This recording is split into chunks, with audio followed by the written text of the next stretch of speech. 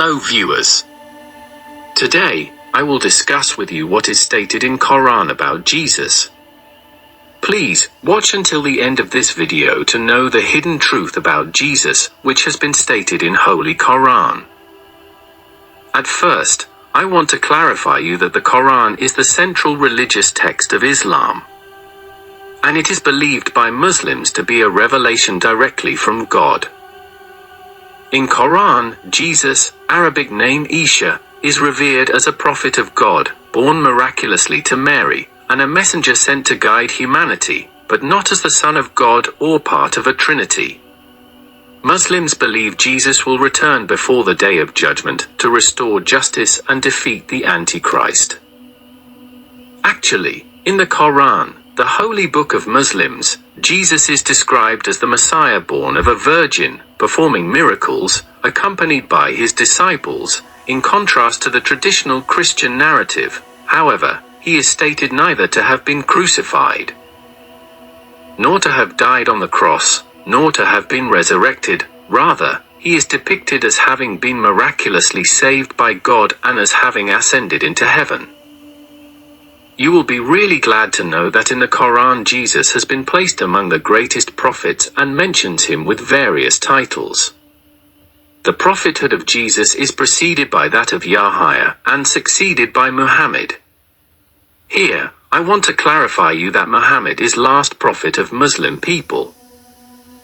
Besides this, in the Christians view Jesus Christ as God incarnate, the Son of God in human flesh. But the Quran denies the divinity of Jesus and his status as Son of God in several verses, and also insinuates that Jesus Christ did not claim to be personally God nor the Son of God. It is stated in Quran that Jesus is attributed with a vast number of miracles in Islamic tradition. In their views of Islam teach us that Jesus' original message was altered after his being raised alive. The monotheism of Jesus is emphasized in the Quran. Like all prophets in Islam, Jesus is also called a Muslim as he preached that his followers should adopt the straight path.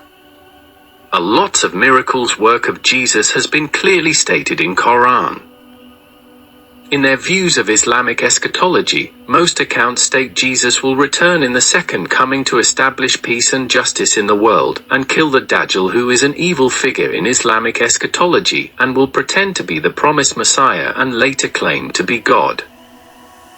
Appearing before the Day of Judgment according to the Islamic eschatological narrative. The Dajjal is not mentioned in the Quran, but he is mentioned and described by the Islamic prophet, Muhammad.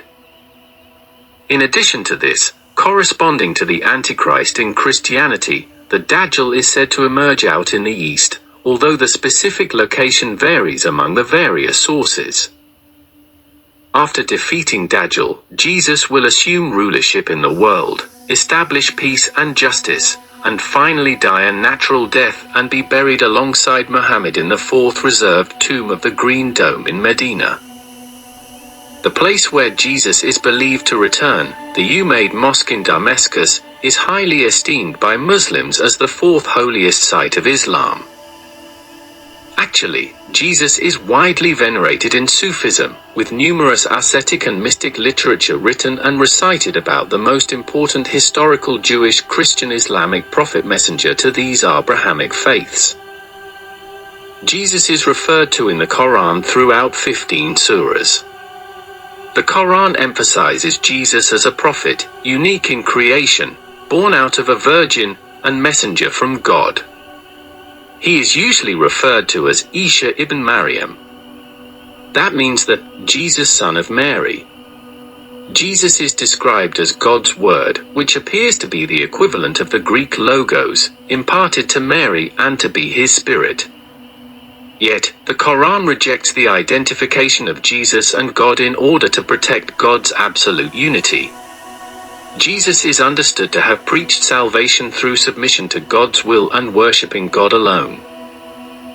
According to Quran, the people who don't believe in Jesus cannot be considered Muslim.